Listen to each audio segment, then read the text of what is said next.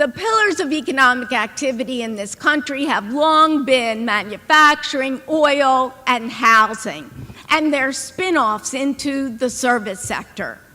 Manufacturing activity has picked up, but with the financial crisis, we saw massive restructuring in the big three automobile producers to the detriment of auto production in Ontario.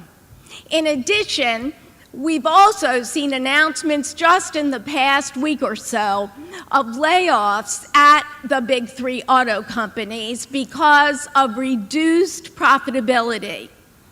If you believe many of the scientists, we are headed faster than most people realize to electric automobiles and self-driving autos, which means demand for energy, for oil, fossil fuels, is going to slow over the long term.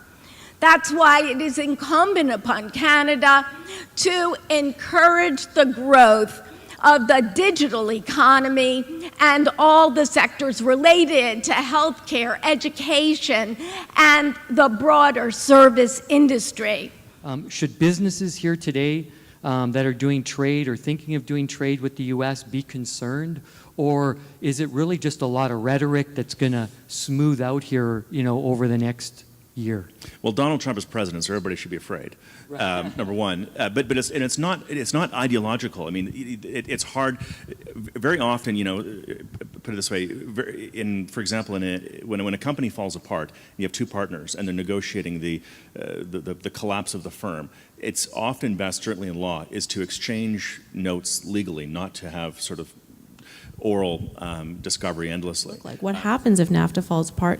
Well, from the Canadian side, we do have the Canada-US agreement that we would fall back on. So really we need to look more into the details of the businesses that we have locally, who would be impacted by any significant changes, and what could those changes be? Because right now all we can do is forecast what may occur, because really we don't know what is going to happen.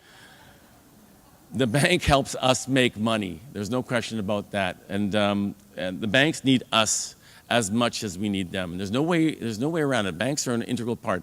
But a lot of people I talk to are scared of their banker. And I think we always have to remember that we are the customer, and make sure there is negotiating that can be done. So don't be afraid, and go into dealing with your bank in a positive way.